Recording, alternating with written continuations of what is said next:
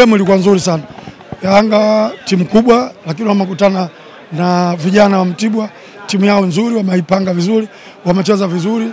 Bahati mbaya kuna nafasi nyingi wamezipoteza kutokana na kutokuwa makini, lakini game ilikuwa nzuri. Wenzao Yanga wamepata nafasi, wamezitumia nafasi vizuri sana tena. Mwalimu, wewe unakutana na watu wengi wa mpira. Wapo walikuwa wanalalamikia kiwango cha Young Africans. Hii ni mabadiliko ya benchi la ufundi ama unaonaje kama wameshuka tofauti na msimu uliopita?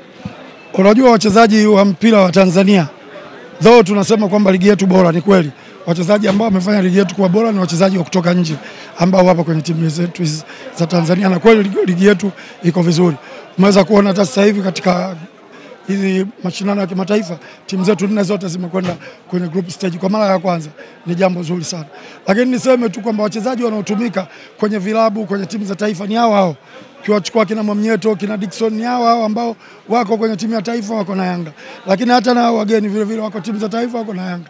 Lakini kutokana na muda mdogo, na wao kama binadamu sometimes wanataka kidogo na wao kufanya burudani. Sasa wakiifanya kwa kuzidi kidogo, inakuwa inawachukulia ile stamina yao na matokeo yake kujikuta performance inashuka.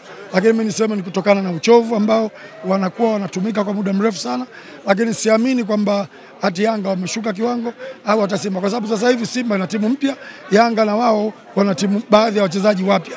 Japo kuna wakongwe ambao walikuwa na uwezo mzuri kwenye timu lakini wametolewa, wameingia watu wengine. Kwa hiyo kuna kila sababu ya kuweza kuangalia wachezaji ambao wapo sasa hivi nini wanatakiwa wafanyiwe. Kwa hiyo hali ya kibinadamu ndio kitu ambacho kimewafanyisha wako hivyo, lakini ni wachezaji wazuri na wako vizuri, hawana matatizo yote. Mpira unakwenda namna, miaka mingi wamekuwa mabingwa, wanakuja tena wanatafuta ubingwa kwa mara ya 5. Usitegemee kila siku watakuwa kwenye fomu hiyo hiyo.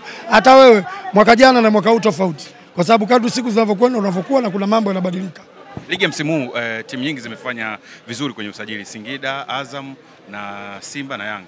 Tutarajia kuona bingwa kitokea tena Simba na Yanga ama unawezekana kwa challenge katokea? Hiyo bado nyepesi, bado kazi nzito, maana hiyo kazi ya shehe ya utabiri. Mimi niseme wacha tuangalie angalau ndio kwanza, kisha tunaweza tukapata jibu.